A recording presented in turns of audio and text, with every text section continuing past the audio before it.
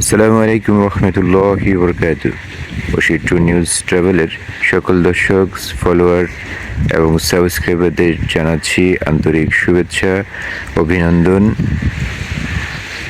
অত্যন্ত সুন্দর একটি স্বচ্ছ ভোরের সূর্যোদয় আপনাদের সাথে শেয়ার করছি।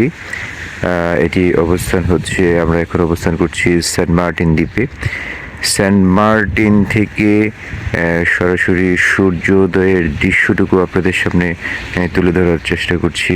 প্রিয় দর্শক, দেখুন, প্রভাতের সূর্য মনে হচ্ছে এই বিস্তীর্ণ জলরাশি থেকে ভেদ করে কিভাবে সূর্যটি আস্তে আস্তে পূর্ব আকাশে উদিত হচ্ছে। অসাধারণ সুন্দর। আপনাদেরকে এই সেন্ট মার্টিনের থেকে সূর্যোদয়ের দৃশ্যের কথা এই জন্যই বলছি, কেননা আসলে আমরা অবস্থান করছি একটি সম্পূর্ণ দ্বীপ সাগরের মাঝখানে। মূল ভূখণ্ড থেকে প্রায় 9 থেকে 10 কিলোমিটার, কত কিলোমিটার এটা আসলে এই মুহূর্তে আমার ঠিক খেয়াল নেই। তো সব মিলে আসলে একটা নির্দিষ্ট দূরত্বে, বড় একটা দূরত্বে, মূল ভূখণ্ড থেকে বড় একটা দূরত্বে আমরা অবস্থান করছি। সেই অবস্থানকৃত জায়গায় যেখানে সূর্যে ওঠা, মানে এখানে সূর্যটা এই জন্যই স্পেশাল বলছি, কেননা এখান থেকে সূর্যটা এই জন্যই স্পেশাল বলছি কারণ আসলে সম্পূর্ণ সমুদ্রের মাঝখান থেকে, এখানে কোনো গাছপালা, কোনো পাহাড় বা অন্য কোনো কিছুই নেই। সরাসরি বিস্তীর্ণ সমুদ্রের মাঝখান থেকে জেগে ওঠা সূর্য। যেহেতু অবস্থান, যার কারণেই আসলে আপনাদেরকে এই জিনিসটা তুলে ধরার চেষ্টা করছি। সূর্যের এবং আমার মাঝে কোনো কিছুই নেই। সূর্য এবং আমার মাঝে কোনো কিছুই নেই। আমি সূর্যকে দেখছি, সূর্য আমাকে দেখছে। সূর্য সরাসরি আমার মাঝে তার সূর্যরশ্মি বা সূর্য কিরণ আমাকে পৌঁছাচ্ছে। আমি সেই সূর্য কিরণ বা সূর্যরশ্মি সরাসরি গ্রহণ করছি।